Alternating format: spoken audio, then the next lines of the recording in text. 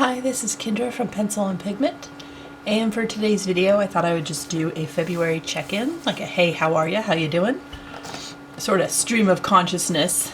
So grab a sketchbook or a planner or whatever you're working in, let's doodle together. I'm going to be using a Pigma MB. These are old. I'm trying to think how long I've had these.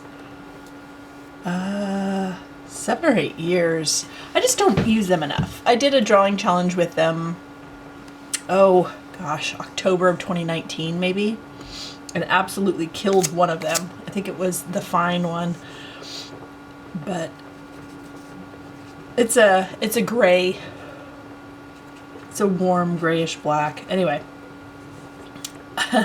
what is she drawing? It's always going to be a surprise.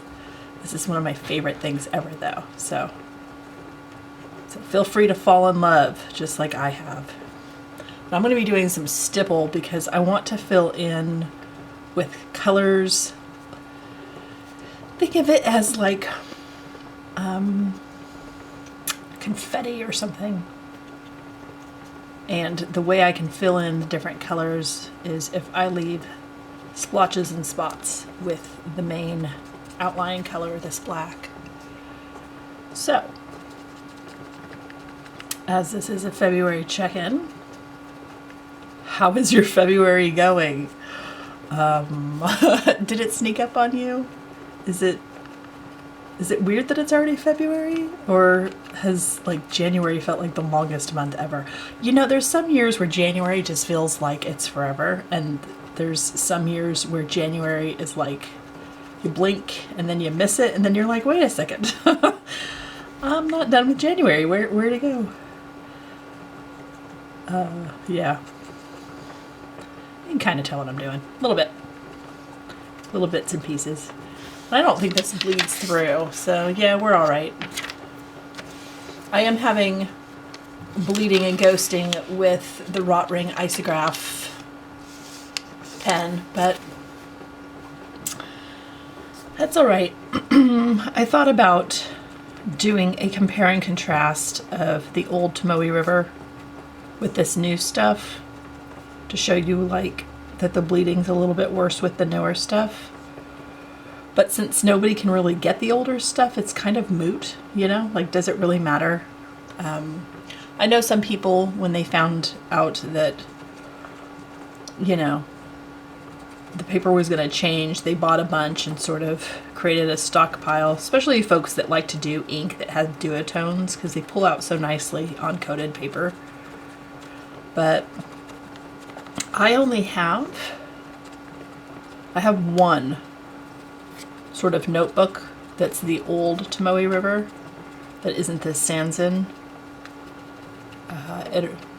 like version, and it's a very, very nice, it's like a 200-page, it's really beautiful is what I'm getting at. And because it's so beautiful and it has like a leather cover, I feel like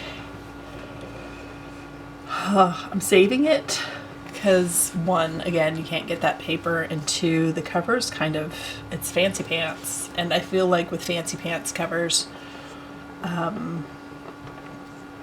the tendency is to save it for something I deem worthy or important. But it's starting to bother me that I've had it, I'm trying to remember what year I bought it in. 2020 maybe I bought it, and it's been sitting there all this time because, yeah, turns out that while part of me likes the idea of leather products because they last a really, really long time, it's not very kind to the environment. So I'm kind of, it's a toss-up how I feel about leather products. And then the other problem is, again, it feels kind of fancy and important, and it shouldn't just be like throwaway sketches. Like I do throwaway sketches in one of my Midoris.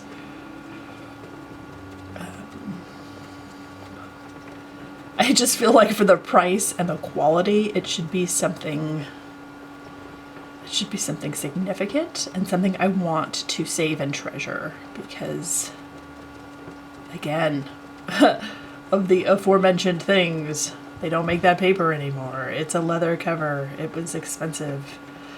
Which means I should never buy leather covers anymore if I'm going to treat these sketchbooks as precious. Because it just sits there till I come up with an idea, a desire, and it feels wasteful. It feels incredibly wasteful, and I don't want to be wasteful. That is not ever something I want to be. So while I like that look, it's not worth it in the long run because it sits on the shelf. So I just need regular old sketchbooks. And then the other thing is, like, Tomoe River paper, it is thin. I don't really care for watercolor on it so much, because watercolor looks so stunning and so vibrant on cotton paper that it doesn't do it really the justice, I think. I mean, again, it's what's best is what's preference for you. So, you know, your preference could be 100% wet media on the paper, or your preference could be, you know, dry media. It's, again, or it's collages and stickers and stuff, like mementos. That's the thing about art. It's so customizable, and it's to your preference, to what you're interested in. But I really need to find a use for it at some point. And maybe 2025 is the year for that. Maybe 2025, you and I get together and via one of my videos, and we pull something that's been long-standing, precious from our shelf that's, you know, that we need to use up, and we just get it out and we formulate a plan and an idea, and we put it to use, and we finally use one of those things that's been sitting there for too long that's needed to be used. Maybe that's, you know, something fun we can do in 2025 that gives us that sense of sort of satisfaction of creating and making sure we're not wasting, and we're doing all the things we enjoy doing in life via art. It can be so tempting to see items that are being discontinued and wanting to stock up and making sure we have those. And then once we have them, it's, I don't want to use it up. I don't want to, when am I ever going to get this product again? So I know folks do that with more than just sketchbooks. You know, every once in a while, a watercolor is discontinued and folks sort of stock up on pans and tubes or whatever they can get. But I only feel that way about sketchbooks, obviously, because that's my biggest temptation.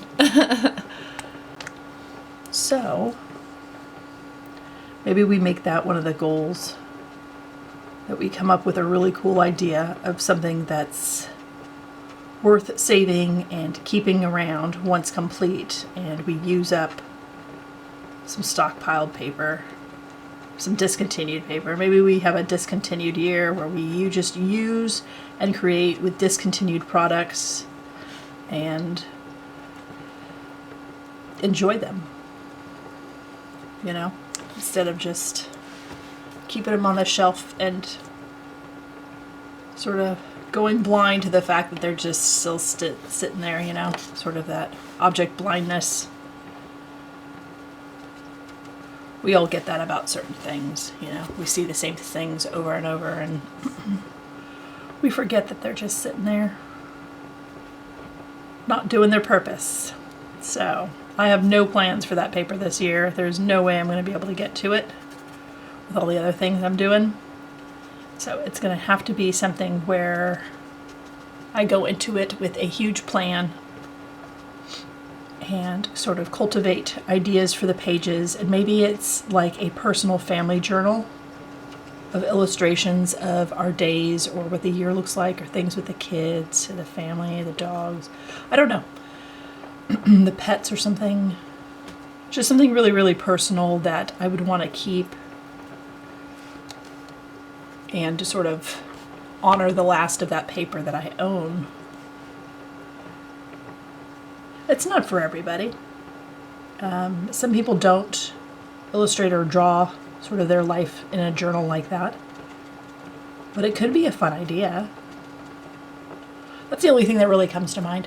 The other idea that would be something like I'd want to keep would be like an illustrated book of quotations. And I tried to start one before, and I have one where I've just written down some quotations without being sloppy with my handwriting. So it's kind of nice and neat. But it's hard to come up with things that I just want to keep forever. You know what I mean? And I feel like having a sketchbook with a leather cover, that's not something you want to throw out or get rid of because you're tired of storing it. Or, you know what I'm saying? Like it feels like something precious and hardy and long lasting. So if I'm going to do something long lasting, then it's something, you know, maybe my kids would want to keep after I'm gone. And I have sketchbooks filled with all kinds of stuff, but I have so many sketchbooks filled with all kinds of stuff. I don't expect anybody to keep anything after I'm gone. You know what I mean? Like that's kind of weird. I would never expect that burden on someone to figure out storage and keeping stuff like that. So it either needs to be like digitized and uploaded or whatever, but it could be fun to have some family stuff in a sketchbook that's more personal. I don't know. I don't know that I want my kids to feel obligated to keep something like that. I don't want them to feel obligated to keep anything. It's kind of a weird topic, isn't it? What you leave after you're gone with your art. Is it just a digital record? Does it just sit on Instagram forever? Or, you know, till Instagram becomes obsolete and people move on to the next thing? I don't know, which is why I haven't really used the sketchbook at all. Like, it's kind of a sketchbook. It could be a notebook. It could be a journal, but I would have to pick something very specific to journal if I want it to be long-standing like that. You know what I mean? I don't know. Maybe you have ideas. If you have some leather-bound art supplies, whether it be something, you know, sort of touted as a sketchbook or a notebook, like how do you reconcile the fact that, one, it's kind of hard on the environment and it's supposed to last forever. That's what leather does. Like, what do you do with that? Can you tell this is an elephant? I really hope you can tell. If you can't tell, that's all right. I'll just keep doing dots till we can all tell what I'm doing. I love elephants. This is an African elephant. There are many different types. They are lovely. If you want to see really cute videos, people play music for them in different sanctuaries, and the elephants sort of sway, and it is the sweetest thing ever. So, elephants love music. And they have wonderful memories, and they're absolutely adorable. And someday I want to go to a sanctuary and I want to hold a baby in my lap and I want to help bathe them and help folks out. That's my idea of a vacation. Can I help you do your job as you care for elephants for the day or the week? That would be cool. Okay. So for drop color, I'm just going to be adding some Pilot pens in a variety of colors.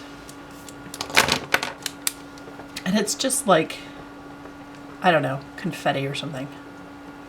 Like purposeful stipple dots of color. Because celebrate elephants every day. That's what I say. There's some great movies, some National Geographic videos on elephants and different stories and stuff that are really cool. If you are interested in studying or seeing the difference between them and some of the other varieties of elephants. if you could care less, if it's not your favorite animal, what is your favorite animal? I do love all pachyderms though. The elephants, hippo, rhino, yes, please, sign me up. I love them. I do, I can't help it. Just, I don't know. Sweet babies. Nobody wonders why our dog is a Mastiff. Like, I love big animals. I do. Okay. Yep. Lots, ideas, opinions. I will never ever buy a sketchbook that's a leather cover ever again. I just won't do it. My brain, like, won't let me be casual with it. So, and now that I know that about myself, I sort of have to, like, this is horrible. I have to learn the hard way. I have to do a thing and then go, yep, nope, never doing that thing again. Shoot, why'd I have to do that in the first place? Don't know. It's how I learn. I literally have to do a thing that I'm like, no, don't do that. And then I never do it again. It would be nice if I could just sit and think and contemplate and then be like, yeah, no, I don't need to purchase it in the first place to learn that's probably not for me. I'm getting there with some stuff. But sketchbooks will always be the hardest thing ever. And that's probably, this leather-bound one is probably the one that I've never talked about before. Let's switch to a different color.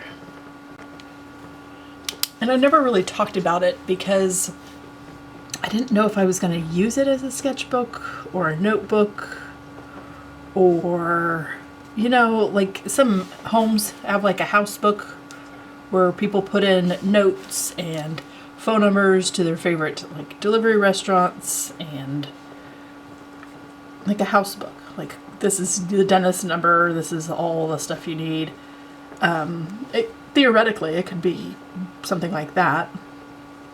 But it feels like a waste, again, of paper that's no longer being made. I don't know.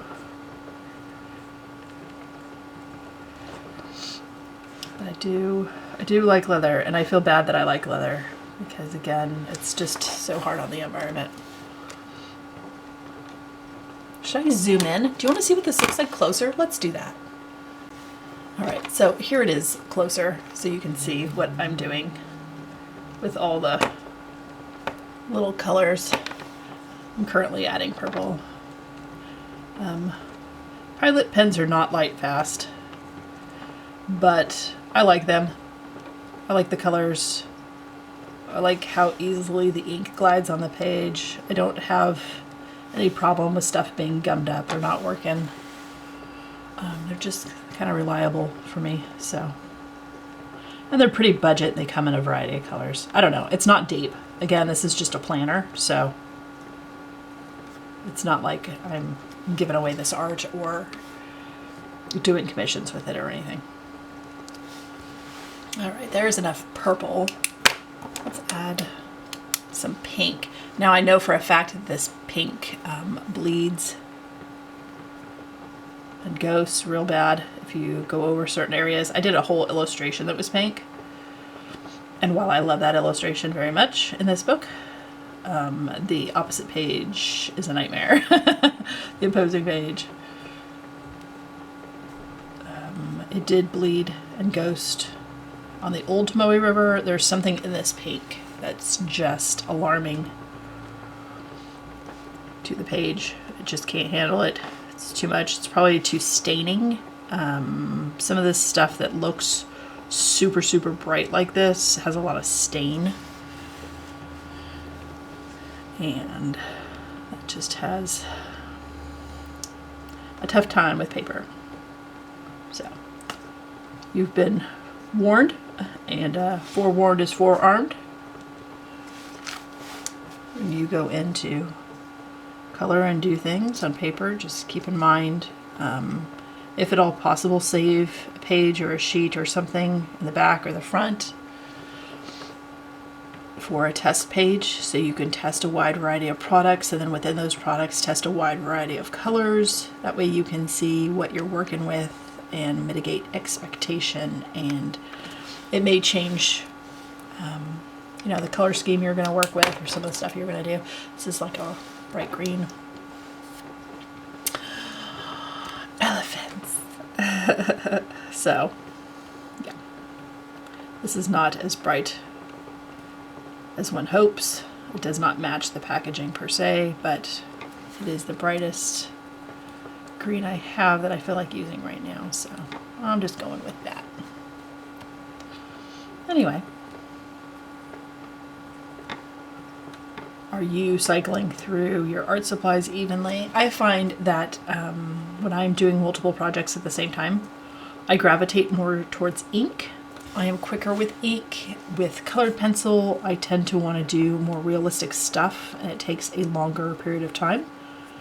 And I don't have the mental time to do that with overlapping things. So it's going to be a lot of pen and ink here as I get into the thick of the other projects I'm doing. Know thyself. Like, create enough that you know with your products how long they take, mentally, physically, like drawing time, prep time, cleanup time, what you like to create. You know, maybe you like to do realism with one medium and something more abstract with another. All this just comes with practice and familiarization. So the more you use your supplies, the more you get to know them, the more you start to discover and realize your preferences and what you come to expect from different things. This is a Pilot Juice. It's pretty similar to this one. That doesn't matter in the grand scheme of things. I just really, really like. This is a turquoise green. It's so pretty.